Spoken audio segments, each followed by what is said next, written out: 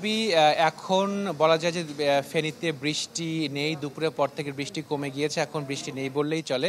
তো স্থানীয় যারা রয়েছেন তারা বলছেন যে যদি বৃষ্টি না হয় তাহলে ফেনীর যে বন্যা পরিস্থিতি সেটার উন্নতি হওয়ার সম্ভাবনা রয়েছে। আরেকটি বিষয় যে যেহেতু উজানে বৃষ্টি হচ্ছে, তো উজানের বৃষ্টিও যদি কমে যায় তাহলে ফেনী বন্যা পরিস্থিতি আরও উন্নতি হবে। তো সার্বিকভাবে বলা যায় যে এখানে ফেনীতে এখন বৃষ্টি নেই, ফলে স্থানীয়রা আশা করছেন যে বন্যা পরিস্থিতির কিছুটা উন্নতি হতে পারে। আপনি যে উদ্ধার তৎপরতার কথা বলছেন, আমরা কিছুক্ষণ আগেও দেখেছি যে যেসব এলাকা পানি কবলিত বা বন্যা কবলিত সেই সব এলাকাতে এখনও নৌকা বা স্পিড বোট নিয়ে স্থানীয় যারা রয়েছেন অথবা স্বেচ্ছাসেবক যারা রয়েছেন, এমনকি সেনাবাহিনী, নৌবাহিনী, বিজিবি, তারাও কিন্তু চেষ্টা করছেন যারা পানিবন্দী অবস্থায় রয়েছেন তাদেরকে যাতে উদ্ধার করা যায়। দুপুর থেকেই আমরা খবর পাচ্ছিলাম যে পরশুরাম এবং ছাগলনাইয়া এলাকায় বেশ কিছু এলাকার মানুষ এখনও পানিবন্দী অবস্থাতে রয়েছেন, অনেকে তাদের পরিবারের সঙ্গে যোগাযোগ করতে পারছিলেন না। তো এখন পর্যন্ত বলা যায় যে উদ্ধার তৎপরতা চলছে, তবে যেহেতু সন্ধ্যা নামবে এরপর রাত হবে, তো সেই ক্ষেত্রে উদ্ধার তৎপরতা কিভাবে হবে বা কতটুকু কাজ করা যাবে সেটি নিয়ে কিন্তু একটি প্রশ্ন থেকেই যায়। তবে যারা স্থানীয় যারা রয়েছেন তারা প্রত্যাশা করছেন যে কোনো রকমের বড় কোনো বিপর্যয় ছাড়াই তারা এই যে বন্যা পরিস্থিতি ফেনীতে সেটি তারা মোকাবিলা করতে পারবেন।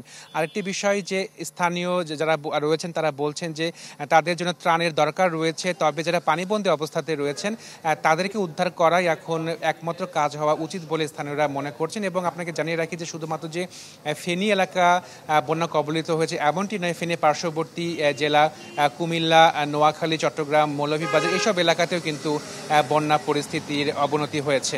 রাব্বি। প্রিন্স, আপনাকে ধন্যবাদ। দর্শক, ফেনী থেকে বন্যা পরিস্থিতির খবর জানাচ্ছিলেন আশিকিন প্রিন্স। বিশ্বমানের থার্মিক্স রড, সালাম স্টিল থার্মিক্স, দেশের একমাত্র থার্মিক্স রড। রাব্বি, সকালের দিকে কুমিল্লা বিপদসীমার ছিল 70 সেন্টিমিটার উপরে ছিল, বিপদসীমার উপরে। এবং কিছুক্ষণ আগে আমরা যখন পানি উন্নয়ন বোর্ডের কর্মকর্তার সাথে কথা বলেছি তখন তিনি আমাদেরকে জানিয়েছেন যে আপনার বিপদসীমার 103 সেন্টিমিটার উপরে কিন্তু কুমিল্লার যে পানির প্রবাহ সেটা রয়েছে। তো আমরা এই মুহূর্তে অবস্থা পালপাড়া এলাকা, যেখানে আপনি দেখতেই পাচ্ছেন যে আপনার যেই ভারত থেকে যে পানি এসেছে গত দুদিনের যে বৃষ্টি, সেটাতে কিন্তু আপনার অনেক ঘর কিন্তু তলিয়ে গেছে এবং ঘরের যে চাল সেটাও কিন্তু একেবারে ছুঁয়ে গেছে পানির। এবং সেখানকার যারা সাধারণ মানুষ ছিলেন গত কয়েকদিন ধরে উৎকণ্ঠায় ছিলেন এই পানি নিয়ে, তারা কিন্তু আপনার তীরে চলে এসেছেন এবং স্থানীয় প্রশাসনও কিন্তু তাদেরকে ইতিমধ্যে আশ্রয় কেন্দ্র যেখানে স্থাপন করা হয়েছে সেখানে তাদেরকে যাওয়ার জন্য বলে দিয়েছে। এবং ইতিমধ্যে আমরা দেখতে পাচ্ছি যারা নিরাপদ আশ্রয় কেন্দ্রে কেউ কেউ ফিরে গিয়েছেন, আবার কেউ কেউ বাড়ির পাশেই যেখানে সড়ক সেখানে আপনার অবস্থান করছেন। সামান্য কাপড়ের যে তিরপাল সেটা দিয়ে আপনার তারা কোনো রকমে এখানে দিনাতিপাত করছেন। এবং তাদের সাথে আমরা যখন কথা বলি তারা বলছেন যে আসলে সড়ক যখন এই গতকাল রাতে থেকে তাদের বাড়িতে আপনার পানি প্রবেশ করে তখন তারা আসলে কোনো কিছু নিয়ে বের হতে পারেননি। তারা যেভাবে পেরেছেন কোনো রকমের প্রাণে বেঁচে আপনার তীরে উঠেছেন এবং সেটুকু আমাদের জানিয়েছেন। তো আমরা কুমিল্লা জেলা প্রশাসকের সাথে কথা বলেছিলাম, তিনি আমাদেরকে জানিয়েছেন যে আমরা প্রত্যেকটা জায়গায় আমরা চেষ্টা করছি সেনাবাহিনী থেকে শুরু করে পানি উন্নয়ন কর্মকর্তা সকলকে সমন্বয়ে এই উদ্ধার তৎপরতা অব্যাহত রাখার জন্য এবং সকলকে সতর্কও করা হয়েছে যেন তারা নিরাপদ যে আশ্রয়কেন্দ্রগুলো করা হয়েছে, শিক্ষা প্রতিষ্ঠানগুলো সেখানে অবস্থান নেয়। তো সবকিছু মিলিয়ে বলা যায় যে আসলে কুমিল্লার যে চিত্র, ক্রমান্বয়ে পানির যে ইয়াটা সেটা কিন্তু বাড়ছে এবং ভারত থেকে কিন্তু পানি ধীরগতিতে হলেও সকালের দিকে প্রবাহ বৃদ্ধি পেলেও এখন কিন্তু কিছুটা ধীরগতি, কিন্তু তারপরেও কিন্তু পানির প্রবাহ বাড়ছে। এবং পানি উন্নয়ন বোর্ডের কর্মকর্তা যারা রয়েছেন তারা কিন্তু আমাদেরকে বলছেন যে আমরা আসলে আমাদের সর্বাত্মক প্রচেষ্টা অব্যাহত রেখেছি, পাশাপাশি অন্যান্য যারা বিএনসিসি এবং রুবাইসি তারাও কিন্তু কাজ করছেন এই বাঁধ নিয়ন্ত্রণের জন্য। তো এই ছিল এখান থেকে সর্বশেষ, পরবর্তী সংবাদে আরো বিস্তারিত তথ্য জানাতে পারবো। তো এই ছিল কুমিল্লা থেকে সর্বশেষ। রাব্বি, আমরা যেটি দেখছি আশপাশের বিভিন্ন এলাকায় কিন্তু বাসা বাড়িতে পানিতে প্লাবিত হয়ে গেছে। আশপাশের বিভিন্ন এলাকায় কিন্তু বাসাবাড়িতে পানিতে প্লাবিত হয়ে গেছে। বন্যা পরিস্থিতি আসলে খুবই অবনতি হয়েছে। এখানকার আপনি যদি দেখেন একটি সড়কের পাশের একটি বাড়িতে আমরা আসলে এখানে আছি, এখানে যারা আছেন তাদের এখানে বাড়িতে কিন্তু কোমর সমান পানিতে কিন্তু তলিয়ে গেছে। এখানকার মানুষজন যারা আছেন তারা কিন্তু আপাতত এখান থেকে তারা সরে গিয়ে আশ্রয় কেন্দ্রে অবস্থান নিয়েছেন। তাদের যে বাড়িঘর, এই বাড়িঘরের ভেতরে কিন্তু পানি ঢুকে গেছে, আসবাবপত্র সবকিছু নষ্ট হয়ে গেছে, পানির উপর ভাসছে সবকিছুই। তাদের যে খাবার থেকে শুরু করে যে বিশুদ্ধ পানি এবং খাবার এটি সংকট রয়েছে।